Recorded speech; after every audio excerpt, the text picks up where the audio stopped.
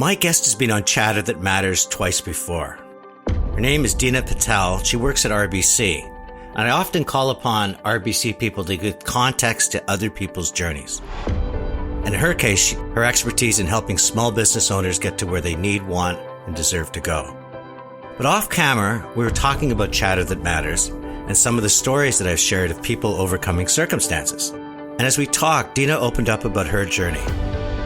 And I asked her, would you share it on my podcast? And Deenah agreed. I look at my own resume and think, wow, if you didn't think it through, you think, what is all this? Right? And what does it culminate to? Coin your story, depending on what role you want, you coin your story to help explain the why you. The best person to help someone understand the why you, by the way, is you.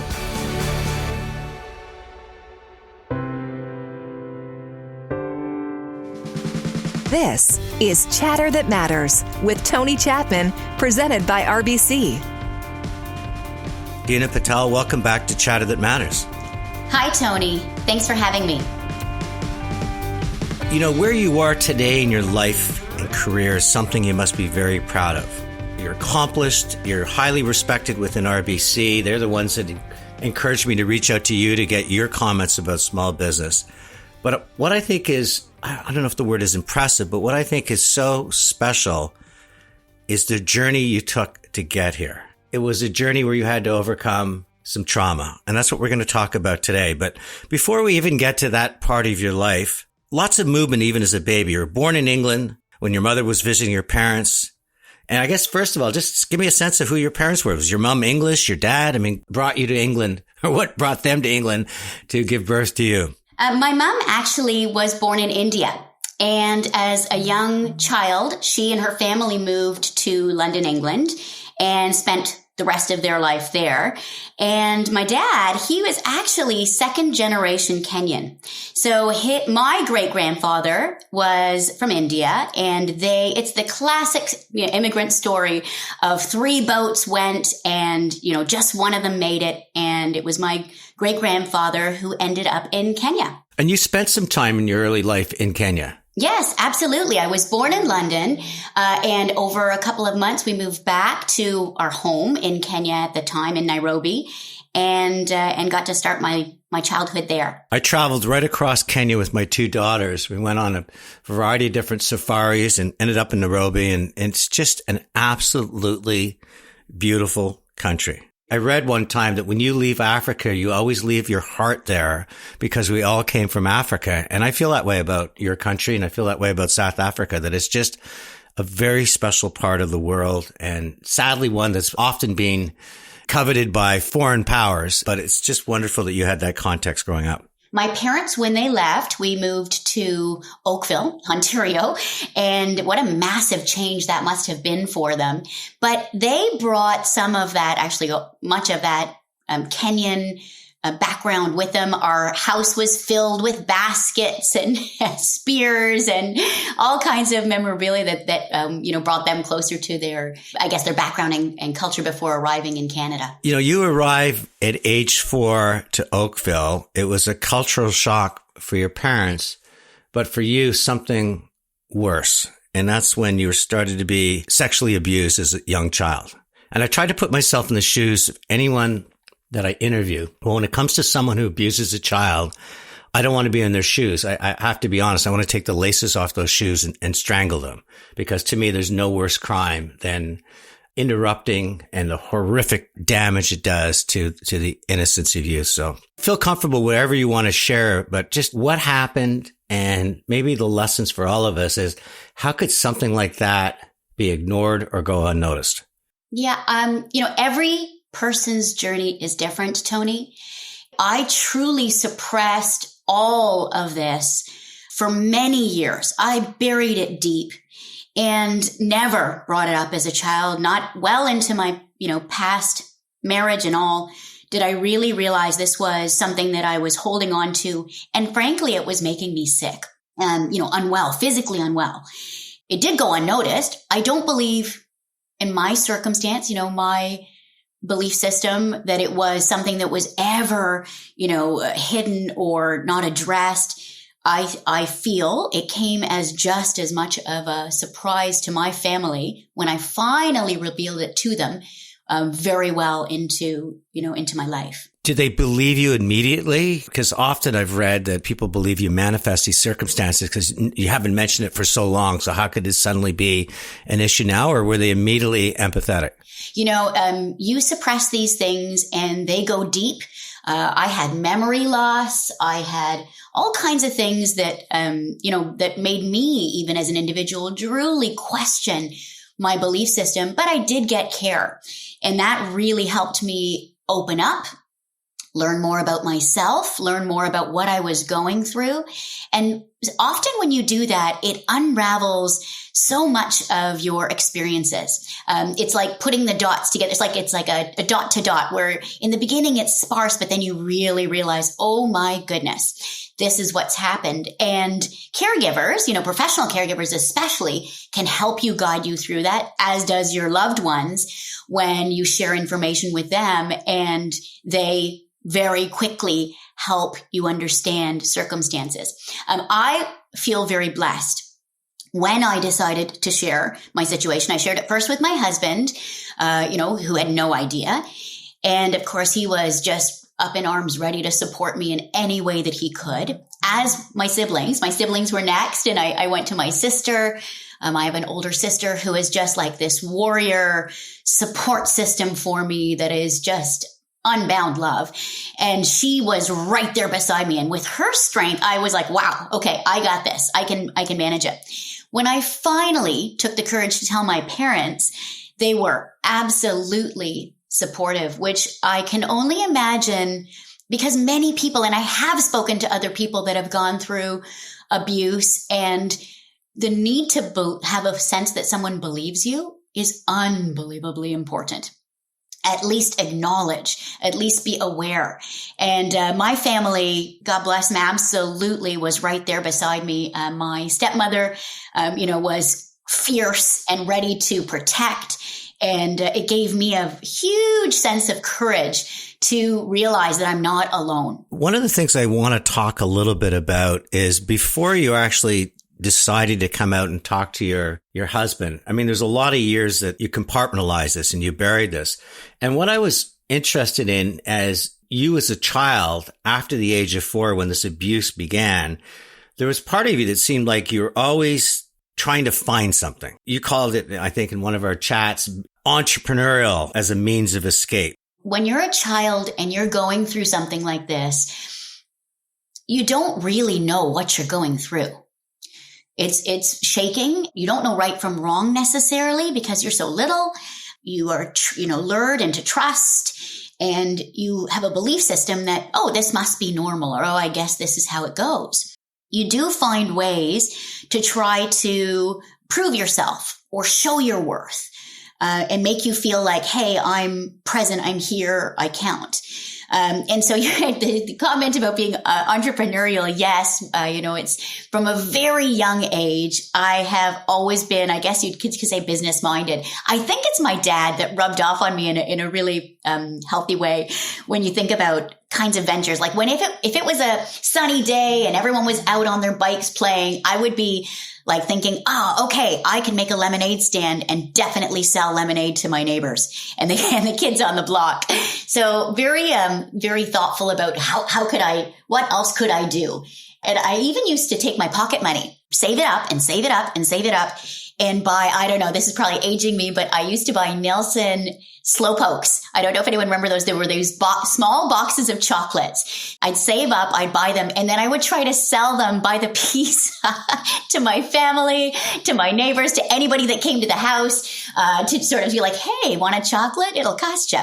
And the funny thing about it is, of course, I would be regularly disappointed because people would eat the chocolate but not pay.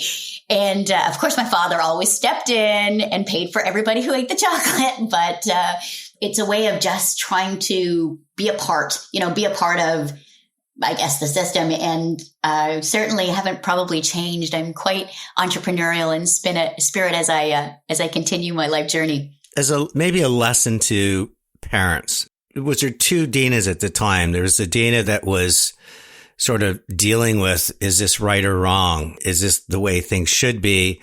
And the Deenah that just said, I'm happy, I'm opportunistic, I'm entrepreneurial, because to me, they seem very mutually exclusive. Yeah, they're at odds. They are at odds. And is that a sign for parents to say, just because things might seem right, that doesn't necessarily give you permission to say they're right? You are right. They're absolutely at odds. And every person that goes through abuse manages their circumstances differently. There's all kinds of research that shows the impact later on in life when you go through something at such a young age. I think if I have to self-assess, I was masking myself. I was stepping out of that circumstance and recreating or creating net new what I wanted to be, how I wanted to be. I have, for my whole life that I remember, been an exceptionally positive individual, like a 3/4 full, almost to the point where it's like, is that for real? But it really is for real. It's who I am. It's how I think. And I won't let that go. I think it might even be my crutch to allow myself to overcome, the circumstances that really could and have in my past deeply brought me down. It's not just your positivity that I admire. It's this sense of pursuit. Instead of a kid that just loved to put on a tutu and dance at one recital, you wanted to be a ballerina. You did track and field. You rode in university.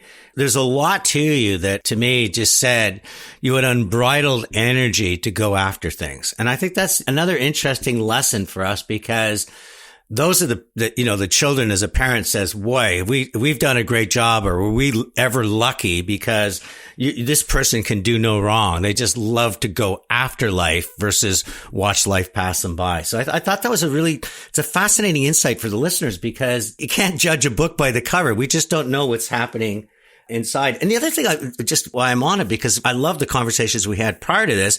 You didn't quite trust your instincts. You more often than not relied on others, often your dad, who you talked about how much you admired him. Why was that, do you think, that, for someone that had such passion and pursuit and positivity, at the same time, trusting your gut and your intuition wasn't something that came easily to you back then? Yeah, not even back then. Quite a ways through my life, I have relied on advice and guidance, especially from my dad, to navigate. And frankly, I've been so blessed. He's steered me solid.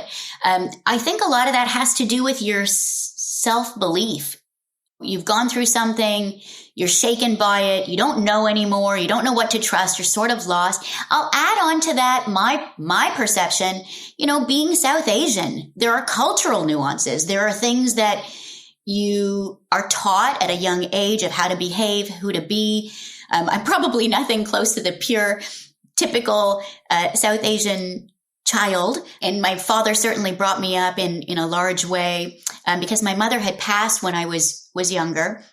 And so, much of my belief system and self-reliance came to be on partnership with my dad. And I just took the advice. The bad part about that, I think, is that you don't think for yourself and you don't question, what do you really need? What is really on your mind? You just sort of like, give me the advice and then off I go.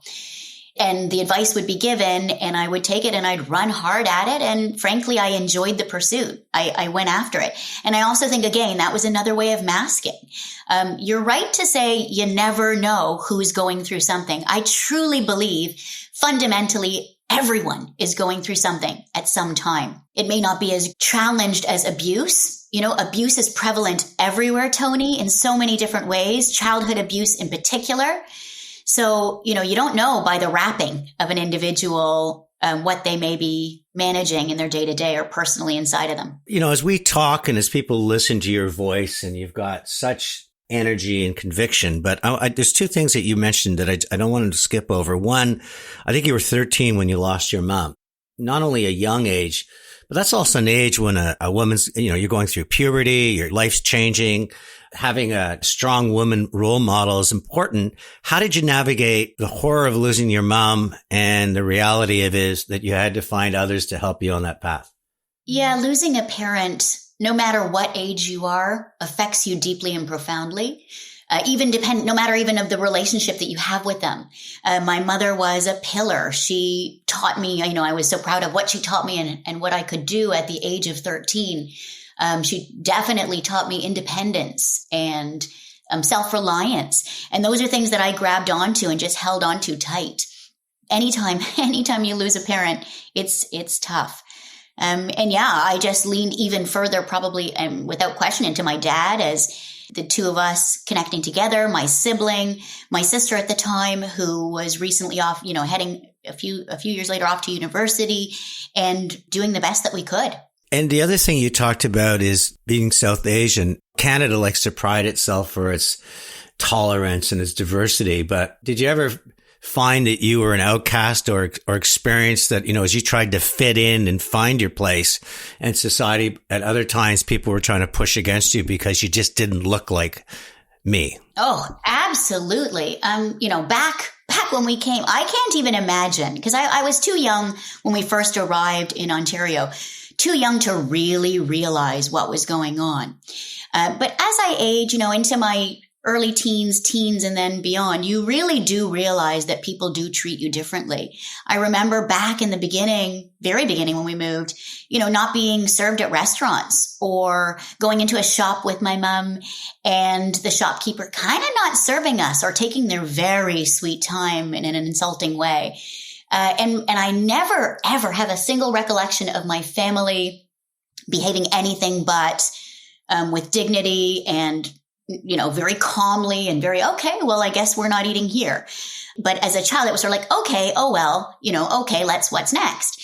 And maybe they didn't feel it. Maybe they were they had that kind of strength. I don't know.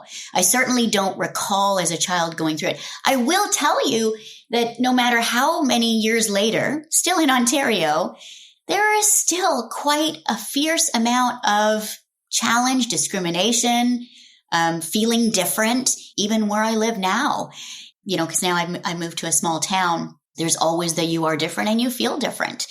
We have a long ways to go. I think, if you're nestled in Toronto or some of the core city areas that genuinely have a vast expansion of diversity, it is home sweet home. We lived in Toronto for many years, and that was our stomping ground.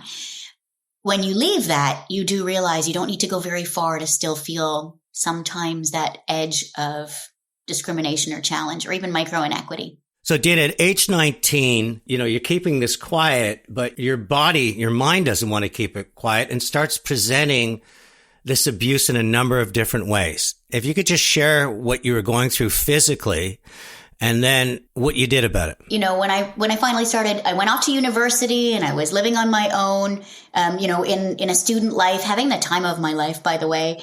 And I started relationships and realized that I was completely shut down, guarded, and would freeze actually in any frozen means like deer in headlights, freeze when it came to any kind of intimacy. And I had ongoing health issues where I was frozen, where I had stomach issues, I had digestion issues. We never really figured out. It just becomes this, we can't medically solve for this. Therefore, it could be something digestive or something else. But it was, in my opinion, my guilt, shame, holding of pain that was impacting my body and my overall health. So much so that at one time I was bedridden for 2 weeks and I had massive migraines, couldn't move, didn't eat, was ready to be, go to the hospital for IV type stuff. And it never came out, nor did I let it come out, that's why I was hiding. I was unwell. I was hiding that. And it came up and down in my life many times for health issues and sickness. How hard was it even to kiss a boy? Oh, my dad will love this because I'm sure he would never want to hear his little girl kissing anybody, but absolutely frozen still. There's no question that intimacy and relationship issues are a part of that. I did get care when I was getting care through psychotherapy. I'd also gone to a shamanic healer, which was life-changing for me. And I did regression therapy. They brought me back to myself as a little child. And it's just, you're so confused. You don't know what's going on. And then later in life, you get put into that situation again. And frankly, it's like a trigger and it hits you up again and you freeze. And it's like, wait a minute, what? No, this is not fun. This is not right. This is not good. And so you do not have that pleasure that would be very natural and normal if you hadn't gone through abuse as a child. You know, this is an incredible lesson in life, Deenah, because you might be in love with somebody and you know they're in love with you, but you try to show some element of physicality and they break away. And it's important for both parties to realize that it's not just a kiss between two people, that behind those lips might be something that happened long ago that's preventing it. So how did you overcome that? Or have you ever overcome that where you can trust another human in a way that you need to trust to be physically connected? Fortunately, I have been able to get over what was many years of my youth in being frozen when it comes to that kind of thing. And it's, of course, when I met my husband. It took a lot of trust, understanding, and deep sense of safety with him that allowed me to completely connect with him in a very deep way. And, you know, if actually people who know us know that we're quite, people always say like, oh, the lovebirds, or, oh, you know, we're quite connected physically that way, in being best friends and holding hands and everything else along with it. And it's thanks to him that I was able to overcome. Your doctor, they can't find anything wrong with you. You decide you need to talk to somebody. Share with us what happens when you know, whether it was, I guess it was a psychologist that you get on the phone, in terms of you're looking for help, and what did you get back in return? One of the big times in my life, I was just coming back from university, and I think it was like first year, and I knew something was off in me. And I was teary, and I went to my MD, and she's, you know, we kind of decoded very briefly, okay, do you want to go talk to someone? I've got someone that will call you. And I took the call. It was a very brief phone call, maybe 5 minutes of an assessment. And the way that I remember it, right? So you are what you believe your memories are. My memory of this was very short, you go to university. Let me guess, you're an A student. Let me guess, you did this, that, and the other. And my answer was yes, I am actually. And we never got to what's your issue or why do you even want to talk? I got a very quick response back, which is I help people that have real problems. And he did. Like there are people that are ready to commit suicide. There are youth that are deeply disenfranchised and are displaying grave needs for help. And I get it. They do need help. But there may be people that don't show it, that may be masked of it, and that are going through something so deep and traumatic that they themselves may not be able to handle it themselves. Thanks for listening to Chatter That Matters. When we come back, Deenah talks candidly about how the memories, the shame, the feelings of her child abuse came back later in life and what she had to do to once again overcome. And then Amy Deacon, the founder of Toronto Wellness Counseling, joins the show. Amy never disappoints, and she talks about trauma, and what she has to say is content that truly matters. It's Tony Chapman from Chatter That Matters. I ask Canadians about their money matters. We talk debt, inflation, interest rates, and many were worried, and some felt they could lose everything. In response, RBC has created My Money Matters. It's a site where you gain financial knowledge, you learn how to manage debt, reduce stress. There's even tools and apps to help you deal with the realities of today. Visit rbc.com/money matters. Your financial well-being matters to you and to RBC. Don't judge yourself. I don't have it all figured out. If you ask me what's my next move, I would say I'm deeply confused and I'm working on it. I'm trying to figure out my own next career path. We all are on a journey together, and you're always trying to figure out and redefine yourself and find your happiness. That's what I would wish for every single one of us, right? That's why, I want to work and be in love with what I do. You're listening to Chatter That Matters with Tony Chapman, presented by RBC. Welcome back. Today I'm speaking to Deenah Patel, the Senior Director of Merchant Experience and Loyalty at RBC, who is sharing her personal story in the hope that we take the abuse of children personally. What you did next is something I really embrace. I mean, you love baking. You went to studied bakery arts at George Brown. You wanted to go to Kenya and sell jewelry. You're looking for all sorts of different things to find and pursue this passion in life. And clearly you found it because you are someone that offers and brings so much to small business owners and clients of RBC in terms of your gift of empathy. And not only empathy, but backed with knowledge. But where I want to take it is we move into 2019, you're married, you have this beautiful daughter, and then you suffer PTSD due to an adult onset of your childhood sexual abuse. And you describe that as a mental illness. So take us to that point so that people are aware that just because you look like you've locked this away, padlocked it away, there's times when these things can open up inside you. And share how that happened and what it felt like. You know, I couldn't wish it upon anybody. I didn't want it for me, and it just happened. I think it was my body, my mind telling me, that's it, lady. We're going to figure this out. Something's got to go down because you're not surviving the way you are now. I'd always known for many years something was off, a sadness, a challenge, and I tucked it away. I kept tucking it away. I kept disregarding it. And in 2019, like it or not, I just fell into a situation where every night I was dreaming of abuse. Oh, it was horrible. At first I didn't say anything. And then I divulged to my husband, obviously, because it was literally like they're night terrors, really. You know, lack of sleep, the alone can really mess with you. You know, the need for sleep is critical. I had memory loss. I had inability to function properly. As an outsider, you'd see it and you say, be in the moment. Like, why can't you pay more attention to what you're doing now so that you don't, put your keys in the garbage can or in the fridge type thing. And I didn't say it. Like, I kept it locked away still. Actually, I don't think many people know really that I went through PTSD in 2019. And I realized, my goodness, I need to get professional help. And, as you're talking about, this lack of sleep and these night terrors, how's it affecting you at work? How's it affecting it with your relationship with your husband, your daughter, the sense of, oh, I only know you as this positive person with the glass 3/4 full. How are you dealing with the fact that the persona that you've projected for years is crumbling inside you? Hey, I think it was probably crumbling all around me. Although I'd like to pretend and believe it wasn't at that time.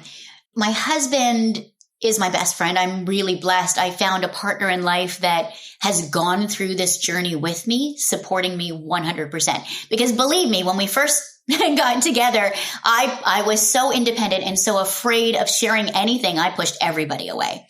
I think it just got so bad that it became obvious. And by the way, at the time at work, I would have rather died than had it come out that I was going through something. I put on possibly even more of a front, probably even more obviously different, if possible, if that's even a thing. I was still pursuing growth at work rapidly. I was taking on more. I was, looking at different opportunities. And the real breakdown, lack of sleep, lack of memory, lack of ability to focus really affected my work. Of course it did. It must have. It had to have. And my people that reported to me, God bless them, they went through this journey with me, but they had no idea what the heck was going on. And they did. They called me to the mat and, we dealt with it. And I was as humble, I believe, as pie to own my inability. I was ready to just, at that point you're like, oh, I suck. I might as well just quit. But I didn't, thank goodness. And I also worked for a company. So I did not reveal at work at all, but I did share it with my boss. And I had to. First of all, the woman's phenomenal. And I knew I had deep trust with her. But if I hadn't, there was no way they could have kept me successful and moving forward and doing things had they not known what was actually going on inside of me.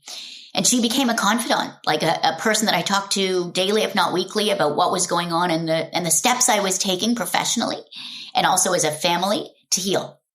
I'm blessed because RBC has phenomenal mental health care capabilities and services. And I jumped on them. I completely learned about what was available to me.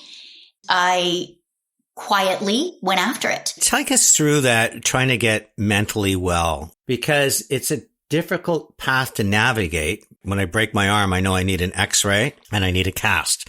But when you're talking about mental health, it is a very different journey. What was your journey like, and what advice can you give to others who are, whether it's a sudden onslaught like yours was, or for years have been, these toxins have been feeling like wet cement pouring onto your feet, if not your legs? Yeah, you're right about the challenge that it can be to find the right care. There is a lot of information, care, practitioners, services, community-related support that one can get. And it's interesting. Once you find the courage, and that's what I would beg of anyone that is listening to this and can understand and maybe empathize with what they may have gone through, taking the courage to find care is the first step. Then comes the mountain of, oh my gosh, how do I do that for me? How do I find the right services for me? I'm different. I need ABC. Someone else may need EFG. I jumped into looking on the net and started learning, reading, understanding. I specifically sought after care for professionals that fully understood childhood abuse. And then the adult onset part. There are great services for children that are readily available. And you know what? Even Ontario 211, for example, there's littlewarriors.ca that you can go to and learn more about childcare. You can just search what to do if you suspect, and things will come up. There really are resources available. And if you're looking for healthcare, try to understand what kind of care you need and then go after and find a practitioner that can do that for you and give that care to you.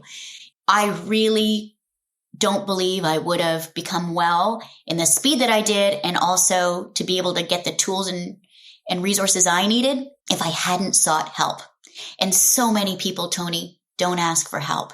They bury it deep, and they, in my words, pretend it didn't happen or try to get over it by themselves. And the challenge with that is sometimes we just don't have the tools ourselves to heal ourselves. One of the parts of your healing journey has been to share your story. I mean, originally it was just with your boss, but from what I understand, you let many people know that about your journey. Was that therapy for you? Was that maybe a sense that this is a calling because this happened to you? You're trying to help others? I mean, what inspired you for somebody who kept everything so private for so many years to go public? You're right. I did share it actually during COVID. I had the honor of partnering. At the time I was in the HR function, and I had the honor of working on our enterprise mental health initiative. Part of that was having real people tell their story about their own journey, to really realize that when you look left and you look right, there are people all around you that are or have gone through some kind of abuse, whether that's sexual abuse, physical abuse, verbal abuse. And really, when you think about it, it touches many of us, if not all of us, in some shape or form, or 60 degrees of separation. And so at RBC, I actually did a video revealing my situation, because I truly believe we as a society do not talk about abuse. We do not talk about childhood abuse. And worse, many, 1 in 3, if you look at the research of children between the ages of 5 and 18 go through some kind of abuse. Those are the kids that are actually talking about it. Then you have adult onset and this notion of like, oh, it's too late. It happened so far ago. Let it go. Can't we just let that be? And guess what? You can't, because it's inside of you and you're dealing with it every day. It affects your relationships, your mindset, your mental wellness, who you are. You may not even realize how much it's affecting you. So that's why I absolutely feel responsible to say, look, you can go somewhere dark. You can be somewhere dark. Someone said to me once, it's okay to sit in your sadness. You don't have to guard all the time, but you also are worth finding a way to be better. mental health matters. Your mental health matters. And lifting yourself up and realizing how it could be affecting you is life-changing to the benefit of you living your optimal life, being the healthiest you can be, and realizing that that may be something that is truly worth you getting help for. And if I can inspire one person to realize, wow, yes, this did happen to me. And guess what? I'm not okay about it. And actually take care for themselves in any shape or form, for me, is a wonderful win. Are you ever concerned that one night you'll go back to sleep and these night terrors will come back? Or do you feel now, because you've been through this therapy, that you've shared it, that you're talking about it, you've allowed that abuse and the toxins to escape your body, or at least you're now with the capability of wrapping your arms around it and finding a way to deal with it? Well, I'm definitely wrapping my arms around it. And thanks to the support I've gotten, I've got tools and resources and ways, personal mental mantras and things that I say and do to help me through it. I absolutely do fear at any time, what if? Especially if I come in contact with the individual again, that I'm like, oh no, is this going to be regression? Oh no, do I have to deal with this? And I think that's just part of the journey of healing. But I'm in a very, very different place than I was even 3 years ago, 5 years ago, definitely 10 years ago. And that strength that you build in yourself, and normalizing the fact that you were a victim or that you've gone through something, and even speaking about it is absolutely therapeutic, whether that's to a trusted friend, a sibling, a loved one, or a support group of complete strangers. That's, find what might help you. But actually verbalizing it, I can't even express the amount of weight off of a shoulder of saying, hey, yes, this did happen to me. No, it wasn't okay. Yes, it was tough as nuts to get through, or I'm still going through it and nobody can see it. And I'm done with just pretending it's not happening. Is your abuser still alive? Have you ever reached out? Yeah. For many years, I just pretended I could deal with it. And then something pretty amazing happened. I realized that I'm actually in control. It sounds very simple, but I actually started deselecting going to events and doing certain things in my life because I didn't want to be around it. And I did confront through therapy. Actually, my psychotherapist had recommended trying to get closure by writing a letter. So I did letter therapy, and I wrote that letter. In my opinion, I was calm and as gracious as I could be to say, hey, I know this happened. I'm not okay with it. I need you to stay away from me. And I wish you healing and recovery from whatever you're going through, but please come nowhere near me. And, one thing you learn when you go through this, and this is another hopeful piece of advice for anybody that may connect with this, you are in control of how you handle your circumstances. Your past is your past. Every single day is an opportunity to be different, to improve the way you live your life and care for yourself. When we study Harvey Weinstein and Jeffrey Epstein and some of the other predators that have been out there, there has been some people that say, why didn't you say something sooner or make it public so that person couldn't commit a similar crime? It depends, I think, on the circumstance, Tony.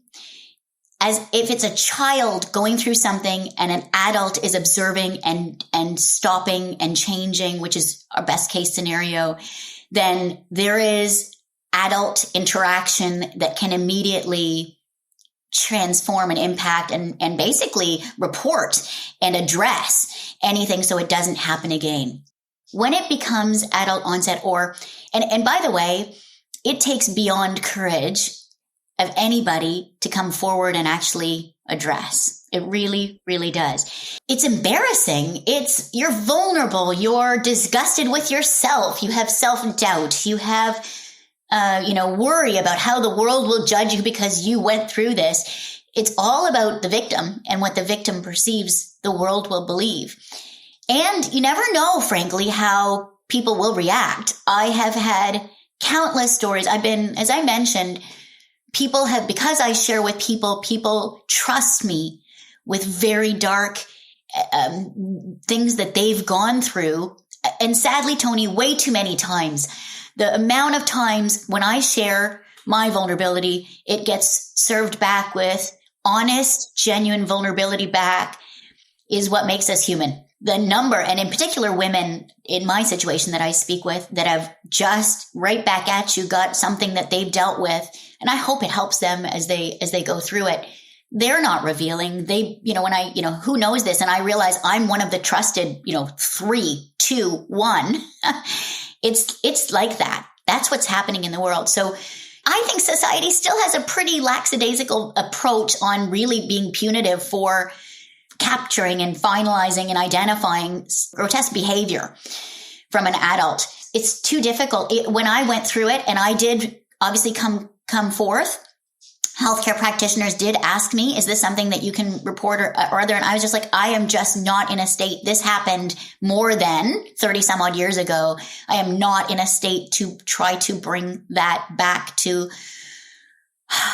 deal with it now. Your journey has been a personal journey, but now I believe your journey is not only to help your clients, but it's to help others. So do you have any parting thoughts on what people can do to overcome circumstances that were as traumatic as yours? My hope for this is that if someone is hearing this and can recognize themselves as someone that may have gone through some form of trauma or abuse of any kind, that they first give themselves permission to care for themselves and to not bury it and hide it and pretend it didn't happen. And there are so many different ways to get support and help, whether that's professional help, establishing a support system of some kind for yourself. My lasting message is really about self-care and protecting yourself and expressing yourself so that you can heal, because you're worth it, because it makes a difference for you, and you deserve to be the healthiest, happiest person that you can be. So, Deenah, I always end my shows with my 3 takeaways. And first one is, I'm actually going to use just 3 words to build it on. The first one is everyone. And I think the point where you went, everyone is going through something, I think is such a profound statement that there's no fairy tale to life. There's no perfectly paved speedway. Some have been dealt a sledgehammer, as you were, in terms of knocking the innocence of a child off. But we all have to come to terms that the human race is flawed, and the human journey, it can be a roller coaster for sure. The second one, as you talked about, is believe and belief. I love what you talked about. I had to learn to believe in myself, and I had to believe in my beliefs. And I think that is so important, that as the armor, the weaponry that we need on this journey has to come to my intuition, what I feel is right or wrong. And I congratulate you for being at that stage in your life, because I don't think all of us are there. And my third takeaway, Deenah, is there's 2 people you mentioned in this show that helped you on your journey. One of them being your boss, who made the time to listen and care, realize your vulnerabilities in the journey, and saying, how can I help? But the second one, to me, who's another hero to you, is your husband, who was prepared to wait and to realize and to understand and have empathy. And the fact that your friends now call you the 2 lovebirds, to me, is magical, because it was a journey and investment that was well made. And for all of that, and just your desire to share this story with someone with such profile as you have, to me, one of the most courageous stories that have been shared on Chatter That Matters. And I from the bottom of my heart, I thank you for doing that. Thank you, Tony. That's very kind. One of my favorite parts of the show is how much I learn and grow from it. And one individual that I've learned so much for and grow each time I'm with is Amy Deacon. She's the CEO and founder of Toronto Wellness Counseling. She is an old soul, so wise beyond her years, and pragmatic, and doesn't try to be the smartest person in the room. Lots of lessons for people out there that have advice to offer, that sometimes a gentle hand and a lot of listening can often go a lot further than a lot of self-proclaiming. That is just the most lovely introduction. Thank you, Tony. Well, you well deserved.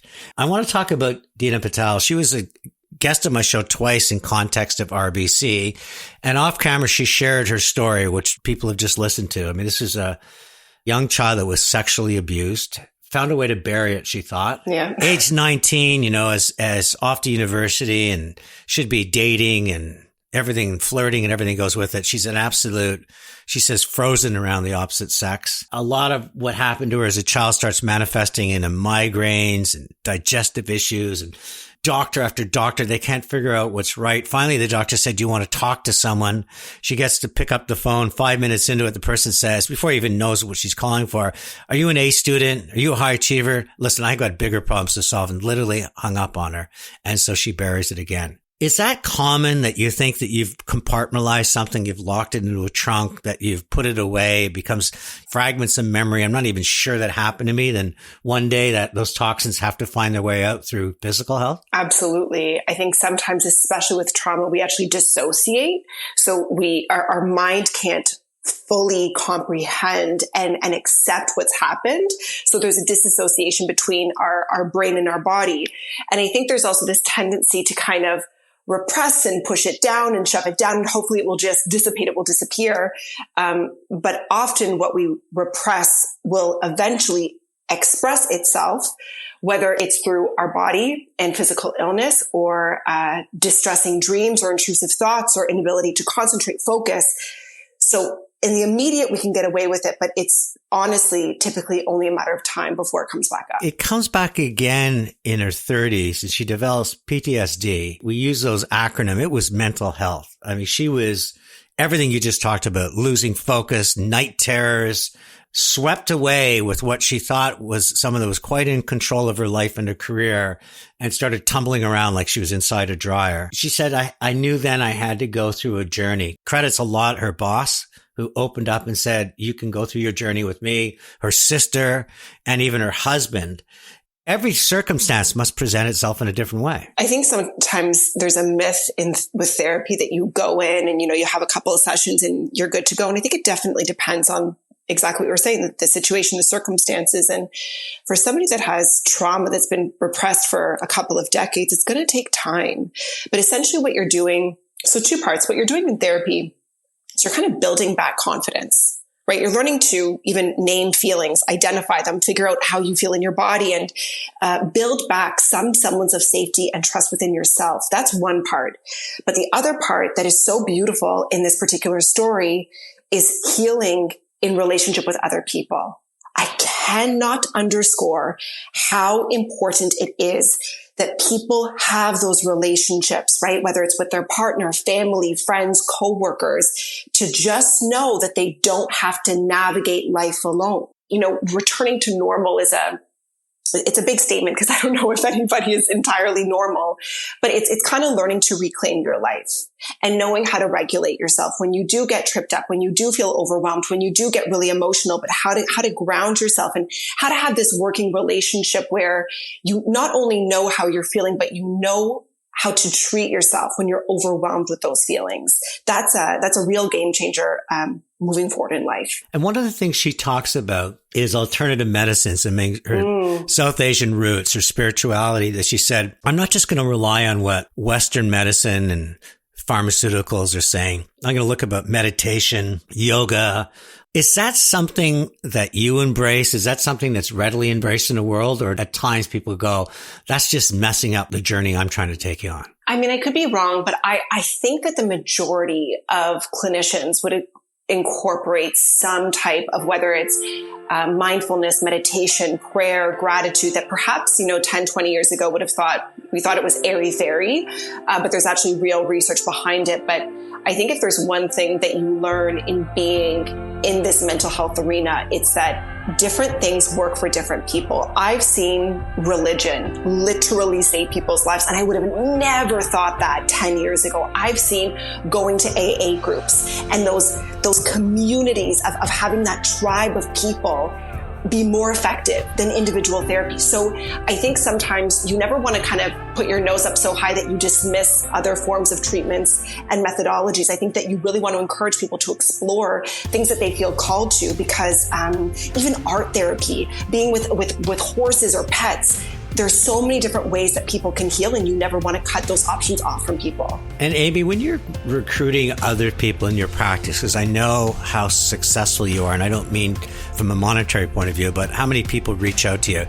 What do you look for in a therapist when you say, come and join my practice? You know, it's really funny when you mentioned her story at the beginning, that somebody hung up the phone on her and just kind of dismissed her. My family experienced something very, very similar. And so I've always said that the therapists that I hire are therapists that I would pay to see. Are therapists that I would say, you know what, to my cousin or my brother, whoever it may be, call this person, they will have your back. I want somebody that has the credentials and their certificates and the degrees and all of that. But I want somebody that is so passionate that when people reach out with something that is so vulnerable, they know how to handle it honorably and with care, and they don't take for granted the importance of this role. Amy Deacon, one day we are going to do a show together, sooner than later, I hope, because there's so much that you bring to the world, and thankfully when you have time to do it through Chatter That Matters. So thank you for joining me. Thank you so much, Tony. Chatter That Matters has been a presentation of RBC. It's Tony Chapman. Thanks for listening, and let's chat soon.